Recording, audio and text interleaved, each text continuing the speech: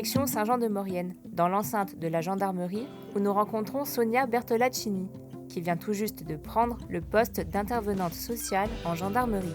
Mon quotidien, c'est de reprendre contact avec chacune des victimes, donc tout type de victimes. Essentiellement, on ne va pas se mentir, on travaille sur des victimes de violences intrafamiliales et violences conjugales, des victimes de violences sexuelles, du harcèlement, mais ça peut aussi être des victimes d'escroquerie. Eh bien, la personne peut reprendre contact avec nous, donc auprès de la VIGE directement. On a également en fait des juristes qui sont présents au bureau d'aide aux victimes dans les tribunaux.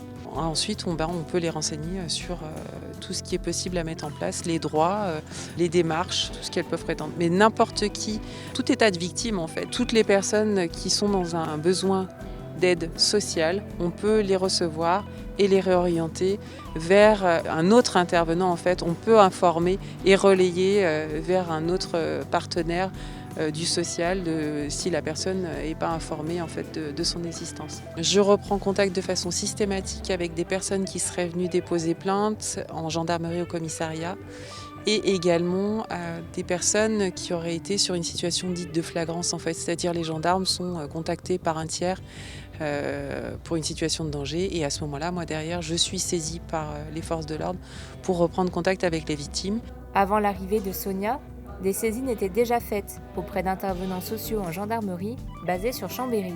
On n'a pas cette proximité physique qui permet de pouvoir directement, quand on a par exemple une victime qui vient déposer plainte sur Saint-Jean-de-Maurienne, de pouvoir directement l'aiguiller vers l'intervenant social en gendarmerie. Ça permet aussi le fait d'avoir un contact humain entre la victime directement et l'intervenant, de démystifier le sujet et de vraiment prendre conscience que l'intervenant social en gendarmerie, c'est pas une gendarme, c'est quelqu'un qui est là vraiment pour la victime et qui va pouvoir lui apporter des sujets. Ce qui se passe entre la victime et l'ISG reste entre ces deux personnes-là. Nous, la gendarmerie, on n'a pas à savoir ce qui se passe.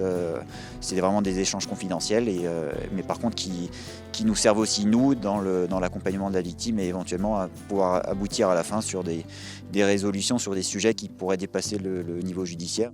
Sur le secteur mauriennais, environ 120 victimes de violences intrafamiliales ont été recensées par les forces de l'ordre depuis le début de l'année 2024.